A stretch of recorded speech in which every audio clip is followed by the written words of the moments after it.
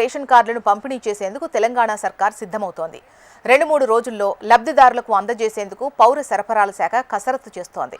ఆగస్టులో 3 నెలల రేషన్ ఇస్తుండటంతో 4-5 రోజుల ముందుగానే కార్డుల పంపిణీ జరగనుంది. రాష్ట్ర వ్యాప్తంగా 1.05 కోట్లకు పైగా కుటుంబాల కోసం క్యూఆర్ కోడ్తో రూపొందించిన రేషన్ కార్డుల ముద్రణ పూర్తయినట్టు తెలుస్తోంది. ఈ కొత్త కార్డులను ఆయా జిల్లాలకు అధికార యంత్రాంగం చేరవేసింది.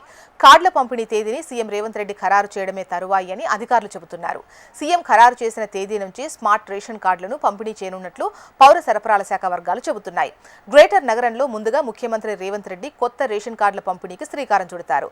అదే టైంలో రాష్ట్రంలోని 119 అసెంబ్లీ నియోజకవర్గాల్లో స్థానిక ఎమ్మెల్యేలు, ఎమ్మెల్సీలు వారి చేతుల మీదుగా లబ్ధిదారులకు అందజేస్తారు. పౌర సరఫరాల శాఖ సమగ్ర ప్రణాళిక దీనికి సిద్ధం చేసినట్టుగా తెలుస్తోంది. కొత్త స్మార్ట్ కార్డులు credit card and debit card సైజులో ఉంటాయట. ప్రత్యేక రాష్ట్రం ఏర్పడ్డ తర్వాత మొదటిసారిగా కొత్త రేషన్ కార్డులు ఇలా స్మార్ట్ కార్డు రూపంలో అందించనున్నారు. కార్డుపై క్యూఆర్ కోడ్ ప్రింట్ చేసి ఉంటుంది. ఆ కోడ్ను స్కాన్ చేస్తే రేషన్ లబ్ధిదారులైన ఆ కుటుంబ సభ్యుల వివరాలతో పాటు ఇప్పటి వరకు బియ్యం, చక్కెర, గోధుమలు వంటి రేషన్ వస్తువుల్ని తీసుకున్న పూర్తి వివరాలు వస్తాయి. పౌర సరఫరాల శాఖకు అందించే కొత్త స్మార్ట్ కార్డులపై క్యూఆర్ కోడ్ ఉండటంతో నకిలీ కార్డుల జారీకి అడ్డుకట్టపడే ఛాన్స్ ఉంటుంది. ఈ స్మార్ట్ కార్డులను పీవీసీ మెటీరియల్తో తయారు చేస్తారు. ఇది సాధారణ కాగితం లేదా లామినేషన్ కార్డుల కంటే ఎక్కువ కాలం మన్నిక ఉంటుంది. ఇక కార్డులోని వివరాలను అధికారులు సులభంగా ధృవీకరించే అవకాశం ఉంటుంది. భవిష్యత్తులో ప్రభుత్వ సంక్షేమ పథకాలతో అనుసంధానం చేయడానికి ఈ స్మార్ట్ కార్డులు ఎంతో ఉపయోగపడతాయి.